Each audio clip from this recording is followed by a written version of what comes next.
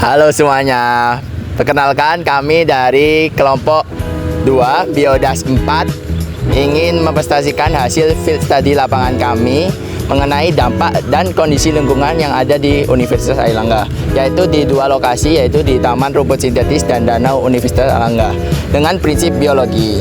Ikuti terus keseruan kita ya. Halo teman-teman, jadi kami berada di depan Rektorat Universitas Airlangga, di mana di depannya terdapat rumput sintesis. Rumput sintesis umumnya terbuat dari polietilena dan polipropilena dan dipasang di atas permukaan tanah. Secara visual, rumput ini terlihat bersih, rapi, serta hijau sepanjang tahun karena tidak perlu penyiraman serta tidak membutuhkan perawatan yang ekstra. Nah, keunggulan dari rumput sintetis ini yang pertama adalah menghemat air, teman-teman. Kenapa? Karena rumput sintetis ini itu nggak perlu sama sekali buat disiram. Yang kedua, rumput sintetis ini juga tidak memakai pestisida maupun pupuk sehingga tidak terjadi pencemaran kimia.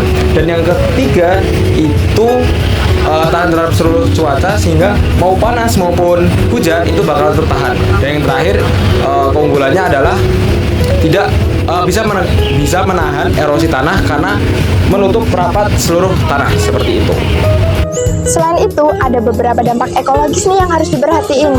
Rumput sintetis tidak dapat mendukung kehidupan organisme tanah yang dapat mengakibatkan keanekaragaman hayati menurun drastis.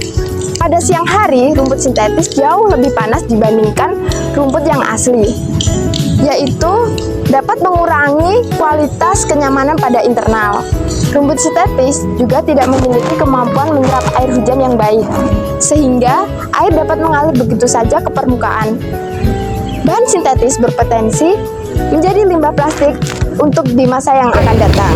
Kami menyarankan agar area dengan rumput sintetis ini tetap dipadukan dengan ruang alami, contohnya seperti pot tanaman atau bisa juga dengan vegetasi peneduh untuk menjaga fungsi dasar biologis. Baik, sekarang kita berada di Danau Universitas Airlangga, sebuah ekosistem air tawar yang menjadi habitat berbagai organisme. Danau ini menjadi tempat hidup ikan, plankton, organisme air, dan juga tanaman air. Juga air di danau ini tampak tenang sehingga mendukung lingkungan sekitar untuk terus berkembang biak. Kemudian manfaat dari adanya danau UNER ini yang pertama yaitu untuk meningkatkan keanekaragaman hayati yang ada di kampus. Yang kedua yaitu membantu resapan hujan agar tidak terjadi banjir. Dan yang terakhir yaitu menjadi ruang lingkup ekologis alami sehingga meningkatkan kualitas lingkungan. Tantangan yang perlu dikelola, potensi pencemaran organik maupun anorganik dari aktivitas manusia, eutrofikasi akibat sampah atau nutrien berlebih yang memicu ledakan alga. Jika tidak dikelola dengan baik, danau akan mengalami penurunan kualitas air dan berkurangnya populasi biota. Kami juga menyarankan adanya penguatan monitoring kualitas air, pemasangan papan edukasi lingkungan, dan pembersihan berkala untuk menjaga ekosistem danau. Dari hasil observasi kami juga bahwa beberapa poin yang disebutkan tadi memiliki kaitannya dengan Sustainable Development Goal atau SDG.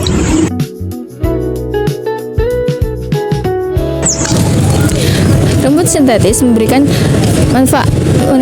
solusi positif dan minim perawatan. Namun, rumput sintetis juga memberikan dampak negatif, yaitu kurangnya manfaat ekologis dan keanekaragaman hayati yang kurang. Namun sebaliknya, Danau Universitas Airlangga memberikan manfaat ekologis yang besar dan menjadi penopang keanekaragaman hayati di kampus, tetapi tetap harus dijaga kelestariannya. Sekian video dari kami. Terima kasih sudah menonton. Bye-bye.